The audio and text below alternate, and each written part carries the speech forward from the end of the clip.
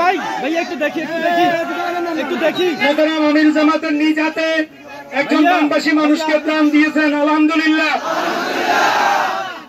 বাকিদেরকে দেওয়া হবে তালিকা অনুযায়ী ইনশাল্লাহ, আপনারা সবাই থাকেন। আজকে ফেনী, নোয়াখালী এবং লক্ষ্মীপুর এই 3 জেলায় সম্প্রতি অকাল বন্যা, ভারত থেকে তেড়ে আসা জলের পানি এবং ভারী বৃষ্টির কারণে যে দুর্ভোগ কষ্ট সৃষ্টি হয়েছে, আমি মূলত তাই দেখতে এসেছি। আমি এসে দেখলাম যে আমাদের প্রতিবেশী শুকনা মৌসুমে আমাদের পানি আটকায় রাখে,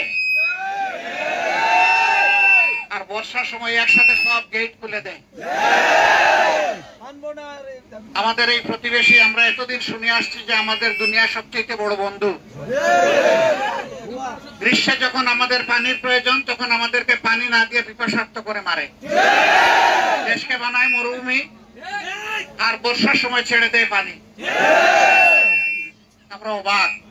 আমি জানি না দুনিয়া এরকম আর কোন দেশ তার প্রতিবেশী পেয়েছে কিনা। আমাদের একটা সরকার ছিল 15.5 বছর, তারা বলতো যে আমাদের দেশকে তারা সিঙ্গাপুর বানাইয়া ছাড়ছে। আজকে সিঙ্গাপুরের দৃশ্য। তারা বলতো এটা কানাডা, এটা হলো কানাডার দৃশ্য। এগুলা সব ছিল মিথ্যা এবং ধোঁকা। এরা জনগণের সমস্ত অধিকার কেড়ে নিয়েছিল। মানুষ তার বাসায় একটা পর্দা টানালে বলতো যে এই ঘরে জঙ্গি আছে। ওদের মাথায়, ওদের মগজে সবসময় জঙ্গি জঙ্গি ভাব ছিল। আসলে আসল জঙ্গি তারা। তারা মাথায় হেলমেট দিয়ে, হাতে মুগুর নিয়ে মানুষের উপর আক্রমণ চালায়, আসল জঙ্গি। আলহামদুলিল্লাহ, আমাদের ছাত্র, তরুণ, যুব সমাজ, আমাদের ছেলেমেয়েরা রাস্তায় নেমে বুক পেতে দিয়ে বলছে যে বুকের ভিতর তুমুল ঝড়, সেই গুলি লুফে নিয়ে তাদেরকে তাড়িয়েছে বাংলার বুক থেকে। একটা শাসক 15.5 বছর দেশ শাসন করলো, তার পালাতে হবে কেন? তারা বলতো যে আমাদেরকে নাকি উন্নয়নের মহাসড়কে উঠে দিছে। এই হলো লক্ষ্মীপুরের মহাসড়ক। সম্মানিত ভাই ও বন্ধুরা, আমার মা এবং বোনেরা, আসুন আমরা সবাই আল্লাহর কাছে দোয়া করি।